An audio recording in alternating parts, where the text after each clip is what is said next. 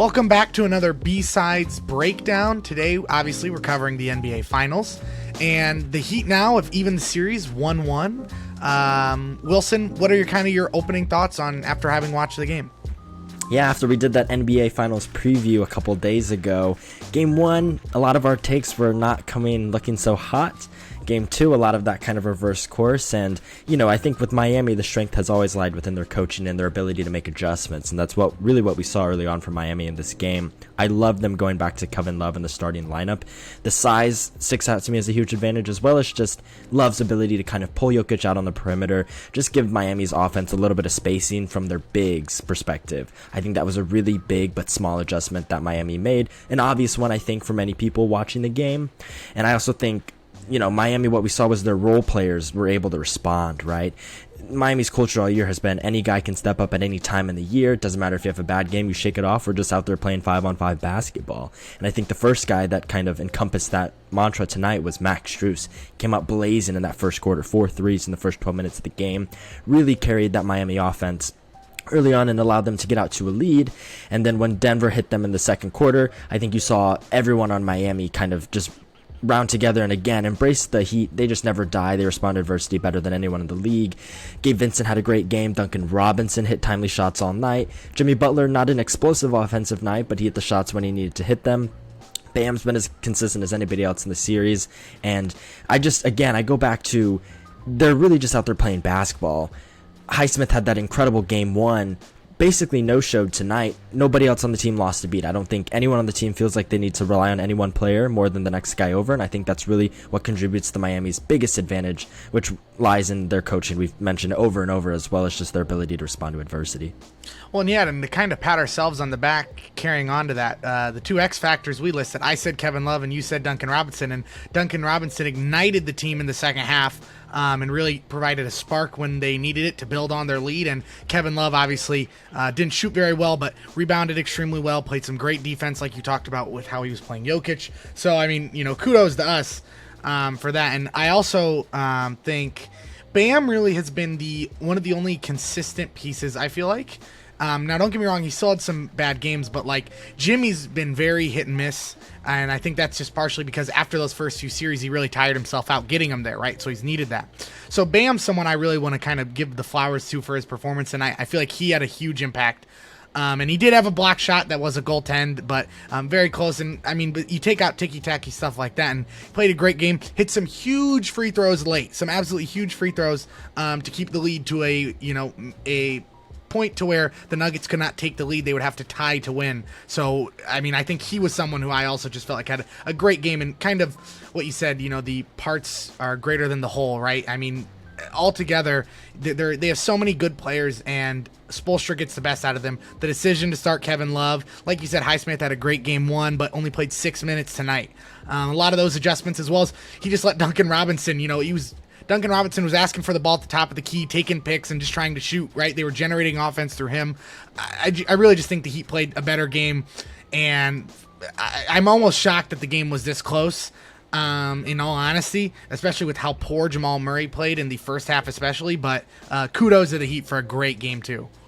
And from Miami's perspective, it's the cliches of all of NBA playoffs, just get one on the road, right? Miami has to feel great coming out of this 2-game kind of away stand where they still won. You're going back to home. Miami's been great at home this playoffs.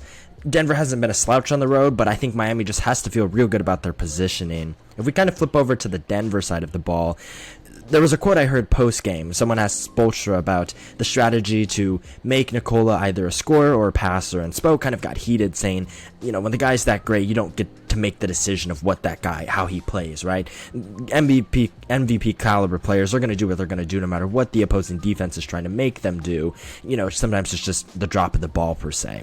And while I understand Spo's perspective there, and he kind of called anyone that thinks that that's possible an untrained eye, I really think that there is a deliberateness to a strategy that Miami kind of executed tonight. And Jokic taking 9 shots in that first quarter came out ultra aggressive, especially compared to how he was playing offensively in game 1. And I think that was by design, and I think it did matter.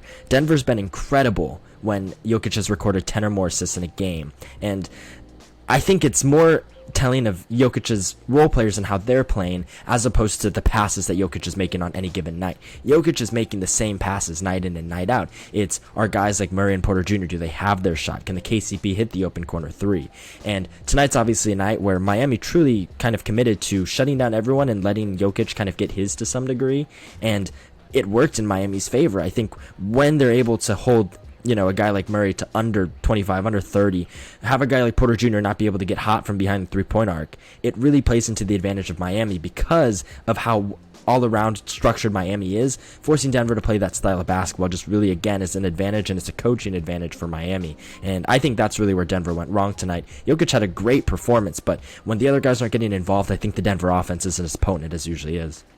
Yeah, no, and it's a great point. And in these playoffs, when Jokic has scored 40 or more points, the Nuggets are 0-3, and it speaks to that. It reminds me of like how the Warriors used to play LeBron in the finals, and how they're okay with him scoring because LeBron isn't at his best when he's the one doing the bulk of the scoring. He's better as a playmaker. I have said all year I think Nikola Jokic is very similar. There's a reason he only averages like 14 shots a game in the regular season, because he knows the impact. To truly impact the game, it isn't him scoring that's making the difference. What he does offensively with passing, and especially the way he rebounds and uses his body to create space for his teammates, that to me is what makes Nikola Jokic an MVP player. It's not his scoring, right? It's the difference between him and Embiid. So, I mean, I completely agree with your point, and I get what Eric Spoelstra is saying, but I agree with you more so, where it's just like, you can't tell me that wasn't their game plan to be like, we want him to take 30 shots, because we know it's a lot harder for him to beat us on his own than if his guys are making shots. And when Michael Porter Jr. goes 2 for 8, and like I said about Jamal Murray, shot under 50% from both the field and three-point line, and really didn't score till the second quarter. I think he had 10 points through the late third quarter. I mean, that's how you're going to beat the Nuggets. I mean, that stat of no wins with Jokic scoring 40 points, to me, is all the tell you need. To when he's scoring in bulk, you're right, the offense gets stale, the other players struggle. Michael Porter Jr. takes a lot of shots because he's at his best when he's taking shots and not passing the ball. The dude averaged 1 assist this year. That wasn't a coincidence. He just is better when he's the one taking the shots. And don't get me wrong, I still think guys like Aaron Gordon played a great game, Bruce Brown, but again, the guys you expect to step up in the finals in this biggest stage, Miami Heat didn't do that, and I think that's a big part of why they won. Michael Malone said after game 1, when a guy like Bam takes 25 shots and scores 26 points, we'll live with that. Not taking a shot at Bam, but just saying from a statistical standpoint, not the greatest of efficiency. While Spo wouldn't say it, I would say it. Jokic was efficient tonight, but if Jokic is taking 28 shots to get you to 41 points, I think Miami would take that any night, any given night, and that's really going to be the key to Miami winning the series. Kind of looking ahead to Miami going home, you and I both touched on Butler's had a very quiet effect on the series so far, and I'm with you. I think it's in large part because he's just getting gassed. He gave so much of his, kind of playoff stamina to winning that first round series against the Bucks, the Knicks. Yeah, the play-in, the Knicks series was tough, and even the Boston series, Jimmy had that down stretch, but he was a large part of why they went up 3-0, and while his numbers didn't pop off the stage in Game 7, Butler's definitely the reason they were able to win Game 7. Going back to Miami, I do expect us to see a really big game out of Butler, whether it's Game 3 or Game 4, and however you slice it, I think Miami would feel really good going back to Denver 2-2. I think back to the NBA Finals in the bubble 2020, and what we saw from Butler was after a series or even just, a game or two of not playing very well, he came out with incredible performances. We had the 40-point triple-double, the 35-point triple-double, just incredible play in really tight spots. And Miami, to me, is a team that it doesn't feel like they have to be down 3-1 or down 2-0 in order for Butler to kind of rise to that occasion. So I do expect to see a really great performance out of Butler in one of these two games at least. And I also expect Bam to just be consistent. Just the energy has been given them on the defensive side of the ball, playing Jokic as good as anyone in the league has this year. I think the waning question for me becomes, what do the Heat do with Tyler Hero? Now that you have stolen one on the road, you're going back to home tied 1-1. I don't really know how Hero plays here. Yeah, no, I agree. I personally would err towards more of caution, whereas I definitely wouldn't start him. I don't think that's in the cards. Absolutely. But in terms of giving a guy like Kyle Lowry 24 minutes and having Struss and Vincent both play around 30, maybe you just cut down one of their minutes to 25. You take some Kyle Lowry minutes, and then, because Miami's interesting in the fact of where Jimmy Butler really seems to be their best playmaker besides Kyle Lowry. So it's not like they really need a potent playmaker out there, I think, to really have success on offense. And Bam's a great passer as a big, in my opinion. So if I'm them with Tyler Hero, I just try to get him some shots off a high screen where it's wide open, get his confidence up, and then play him 10 minutes, maybe. I mean, tops. I really just don't, if I'm Miami, I don't want to mess up what they just did, which was kind of allowing everyone, I mean, they really played, they played 10 people, and all 10 people made pretty solid contributions. So I'm just not sure if you want to stretch that to 11 then, right? That's getting a little scary, but maybe you cut down Highsmith or Zeller's minutes, let your other guys play a little more now that you have one and you're going back home, so you're a little more comfortable regardless. I'm with you there. I don't want to take away anything from what Tyler Hero was doing this year, and he obviously is an incredibly important piece to Miami's offense. But to me, I think Hero kind of in this positioning is a little bit of a break glass in case of emergency, right? It feels like Miami should reserve him to when they're kind of in a bad spot. And while that might sound a little unfair to Hero, I do go back to the adage, if it's not broke, don't fix it. And right now what Miami has rolling with their guard rotation, again, I go back to Strus. He struggled so much in game one, had an amazing game two, at least the start. Highsmith's a guy that had a great game one, didn't have so great of a game two, but what it allows Spoelstra to do is he's able to adjust, and he's able to put in the guys that are hitting into the game. We saw it with Duncan Robinson. They stuck with him, and he had a great second half today. I really think that's the strength of Miami. It's kind of the cliche Warriors from a couple years ago, the strength in numbers. And to me, Hero feels like a little bigger of a piece than just a number for Miami. So I wouldn't really want to rush him back into the picture. That being said, I think that Denver's going to get hot at some point, and I do think they might need Hero's offense to kind of match those offensive numbers, but we'll see what happens. Yeah, and I would agree if Miami wasn't shooting so well from three, making 17 threes, shooting almost 50% compared to, I think Miami was around 38.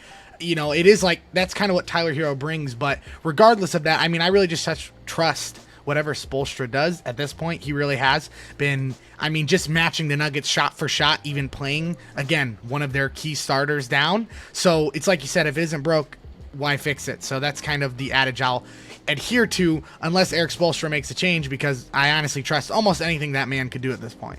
Most definitely. So watching the first two games of the series play out, how's your pick feeling? Are you sticking with the Nuggets here, or are you leaning towards the Heat? Because for me, obviously, I'll take the split 1-1. I still like the Heat in 7.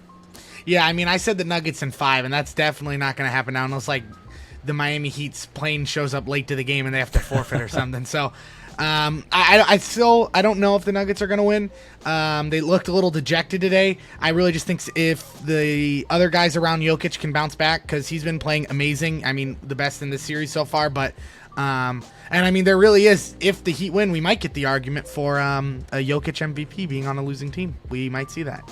That's true. So very true. That's kind of where I put it right now. I think they need to step up if I'm still going to pick the Nuggets. I'll still rock with them right now because that's what I said 3 days ago, but I really could see it going either way. Yeah, it's been a fun series, though. I think a lot of people heading into this one thought that, I think just not having big-name markets in there, a lot of casual fans aren't really into it. I think for you and I, on just a pure basketball standpoint, it's been good basketball for the most part. Game one didn't feel as close as I was hoping it would have felt, but tonight's game was a good one, and, again, Miami going back home, I feel good about Miami. I think we'll get some good games, but back in my mind, I'm like, Denver could get hot because, they've had an incredible offense, and Miami doesn't necessarily match up the best with them defensively, so I'll just have my fingers crossed for a huge Butler performance. Yeah, and with that, I think we're going to go to a close. Please comment down below who you think is going to win the series, as well as kind of who you think will need to step up for either of these teams to really take a true advantage. Be sure to like and subscribe, and we will see you guys next time.